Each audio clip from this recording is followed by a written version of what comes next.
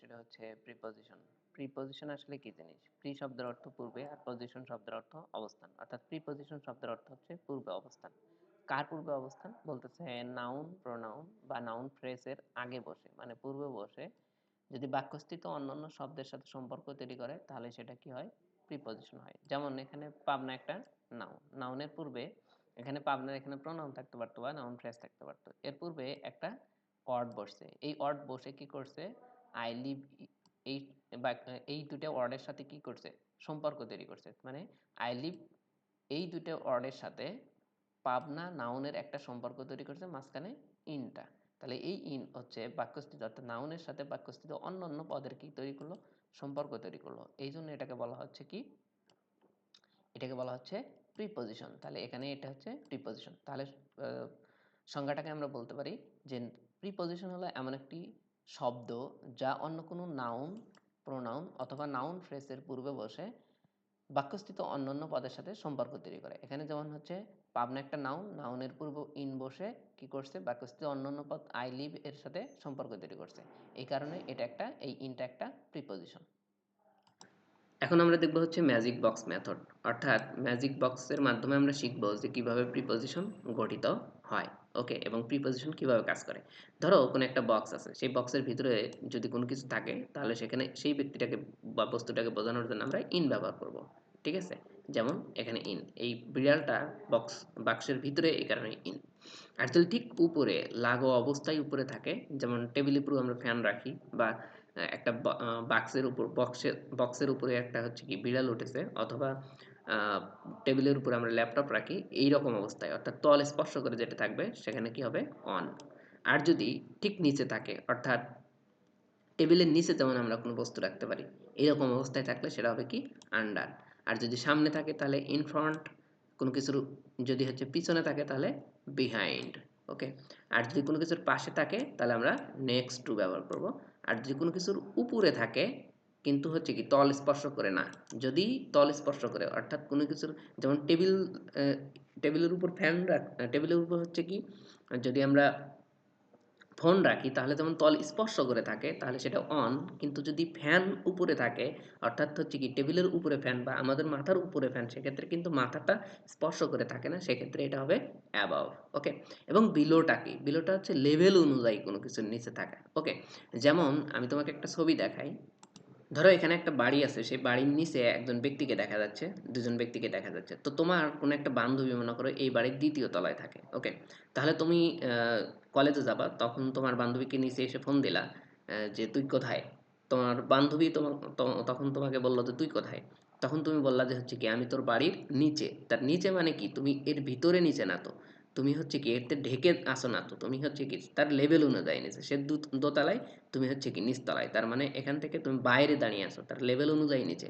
এটাকে বলা হচ্ছে, আমরা যদি এটাকে ব্যবহার করি তখন আমরা বিলো ব্যবহার করবো। ওকে, তাহলে এখান থেকে শিখলাম যে এখানে যদি হচ্ছে লেভেল অনুযায়ী নিচে আমরা থাকি তাহলে সেটাকে আমরা বিলো ব্যবহার করব। ওকে, দেখো এই বাক্সের হচ্ছে কি নিচে আছে, তার মানে এ ঠিক নিচে নাই, এটা দ্বারা ঢেকে নেই। যদি ঢেকে থাকতো তাহলে সেটাকে আমরা কি আন্ডার ব্যবহার করতাম। আর যেহেতু ঢেকে নেই, তার লেভেল অনুযায়ী নিচে আছে, এই কারণে এটা আমরা বিলো ব্যবহার করছি।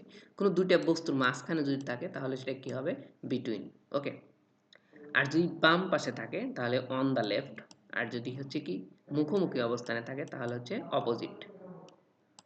আমরা বললাম হচ্ছে যদি বাম পাশে থাকে তাহলে অন দ্য লেফট, আর যদি ডান পাশে থাকে তাহলে অন দ্য রাইট। বাম পাশে থাকলে লেফট, ডান পাশে থাকলে রাইট। আর একে অপরের মুখোমুখি অবস্থানে থাকলে তাহলে অপোজিট। ওকে, এখানে বলা হচ্ছে যে নগর, শহর, দেশ এদের আগে ইন বসিয়ে করব বেশ বেশ, অর্থাৎ এখানে আমরা ছন্দে ছন্দে প্রিপজিশন শিখব। ওকে, তাহলে নগর, শহর, দেশ এদের আগে ইন বসিয়ে করব বেশ বেশ, অর্থাৎ কোথাও যদি কোনো নগর, শহর বা দেশকে বোঝায় তাহলে তার পূর্বে আমরা ইন প্রিপজিশনটা ব্যবহার করব। কোথায় ব্যবহার করব আমরা একটু দেখি। ধরো এখানে আমি লিখেছি আই লিভ ইন বগুড়া বা বাংলাদেশ। তুমি দেখো I live in Bogura, Bogura একটা কি নগর বা শহর বলতে পারো, সেক্ষেত্রে তার পূর্বে ইন বসছে। অথবা বাংলাদেশ একটা দেশ, তার পূর্বেও কিন্তু ইন বসেছে। ওকে, কোথাও যদি সপ্তাহ, মাস, বছর, ঋতু, দশক, যুগ, শতাব্দী এইগুলো যদি কোথাও থাকে তাহলে তার পূর্বেও কিন্তু ইন বসবে। ওকে, এদের আগে ইন বসানো হয় আজ অব্দি, তাহলে আমরা একটা উদাহরণ দেখি।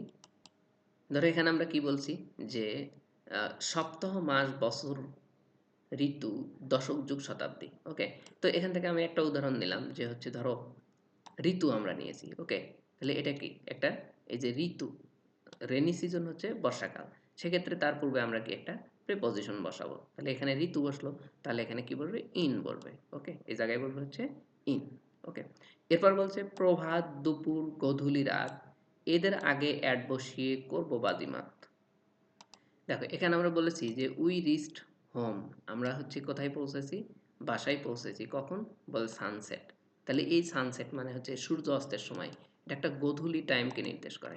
ওকে, তাহলে আমরা বলছি কি প্রভাত, দুপুর, গধূলি, রাত। তো এই গধূলি যখন প্রকাশ করবে তখন কিন্তু আমরা সেখানে কি বসাবো বলতো, সেখানে আমরা অ্যাড বসাবো। তাহলে এই গধূলির আগে আমরা অ্যাড বসাবো, এখানে আমরা অ্যাড ব্যবহার করব। ওকে,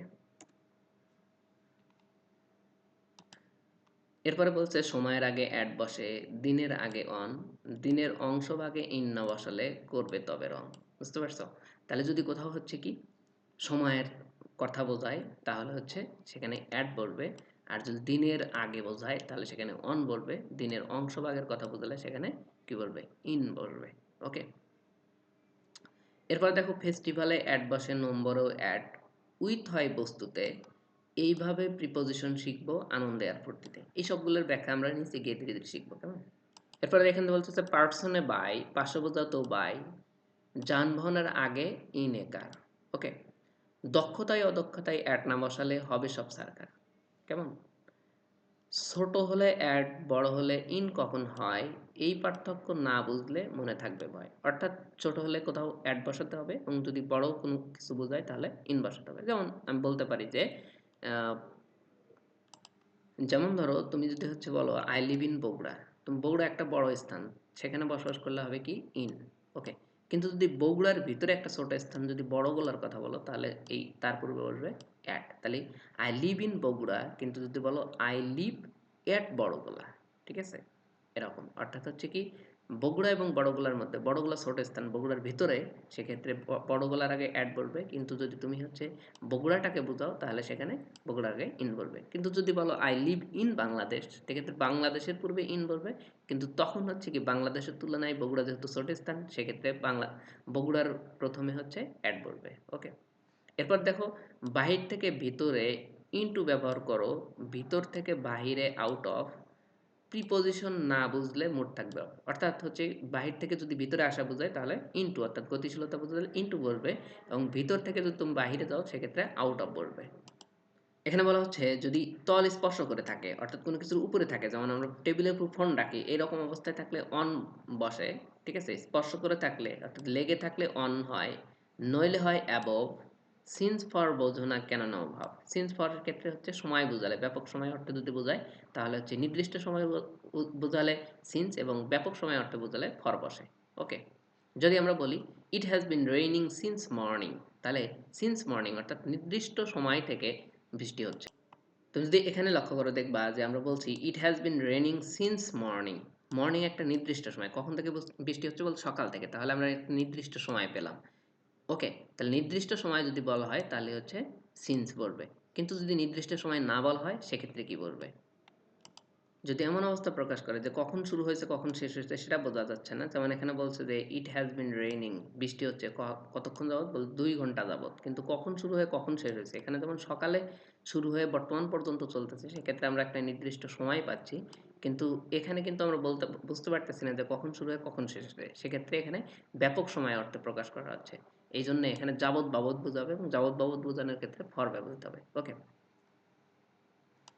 যেমন এখানে বলছে যে শুরু থেকে বোঝাতে সিন্স হয়, যেমন আমরা বলছি শুরু থেকে, সকাল থেকে, সেক্ষেত্রে হচ্ছে সিন্স। নইলে হয় ফর, যেহেতু হচ্ছে এখানে কখন থেকে এটা বোঝাচ্ছে না, এই জন্য কি হয়েছে ফর। গতি বোঝাতে উপর দিয়ে হলে কি হয়, ওভার, মানে চলে যাচ্ছে। যেমন হচ্ছে আমাদের মাথার উপর দিয়ে কি চলে যায়, বিমান চলে যায়, সেক্ষেত্রে আমরা ওভার ব্যবহার করবো। নিচে হয় আন্ডার, ঠিক যদি হচ্ছে নিচে ঢাকা অবস্থা থাকে তাহলে আন্ডার। প্রিপোজিশন আসলেই খুব মজার। মাত্রা বোঝাতে বা স্তর বোঝাতে কি হয়, বিলো। এই যে আমি বললাম যে তুমি এখানে একটা পাহাড়ের নিচে দাঁড়িয়ে আছো, অথবা এটা 10 তলা বিল্ডিং, তোমার বান্ধবী 10 তলায় থাকে, এবং তুমি নিচে এসে বললা যে আচ্ছা আমি কলেজে যাব, সেক্ষেত্রে তুমি কিন্তু ঠিক নিচে নাই, তুমি কোথায় আছো, তুমি তার লেভেল অনুযায়ী 10 তলা অনুযায়ী তুমি নিচে আছো, এই জন্য এটাকে বলা হচ্ছে কি বিলো। ওকে, এখানে বলছো অন দে গতি হলে শেষ হয় অন টু, সাথে বোঝাতে উইথ হয় ডিকে বোঝাতে টু। ওকে, তাহলে ডিকে বোঝাতে যেমন আমরা বলি আই ওয়েন্ট টু স্কুল, আমি বিদ্যালয়ে গিয়েছিলাম বা বিদ্যালয়ের দিকে গিয়েছিলাম। যেমন আই গোস টু স্কুল, আমি বিদ্যালয়ের দিকে যাচ্ছি। ঠিক আছে, কোনো কিছুর ভিতর দিয়ে যদি যেতে হয় তাহলে সেক্ষেত্রে কি হবে, থ্রু, অর্থাৎ বাধা থাকলে। যদি তুমি ধরো জঙ্গলের ভিতর দিয়ে যাচ্ছ, সেক্ষেত্রে তুমি বাধাপ্রাপ্ত হবে, এর কারণে এখানে থ্রু হবে। হ্যাঁ, বা I am walking through the jungle, আমি বিদ্যালয় আমি জঙ্গলের ভিতর দিয়ে যাচ্ছিলাম। ওকে, বা ফরেস্ট বলতে পারো। এখানে কিন্তু যদি আড়াআড়ি ভাবে যাও, যেমন তুমি একটা নদী, এখানে একটা নদী আছে, এই নদীর উপর দিয়ে একটা হচ্ছে ব্রিজ আছে, তাহলে তুমি সেখান থেকে আড়াআড়ি ভাবে গেলা, তাহলে সেটা কি হবে, অ্যাক্রোস হবে। ওকে, আজকে তাহলে এতটুকু থাক। নেক্সট হচ্ছে বাদবাকি যে যতটুকু একটু সহজ আছে ওইটুকু আমরা পরে বলবো। আর এখান থেকে পিডিএফ নিয়ে তুমি এটা মুখস্থ করে ফেলবা।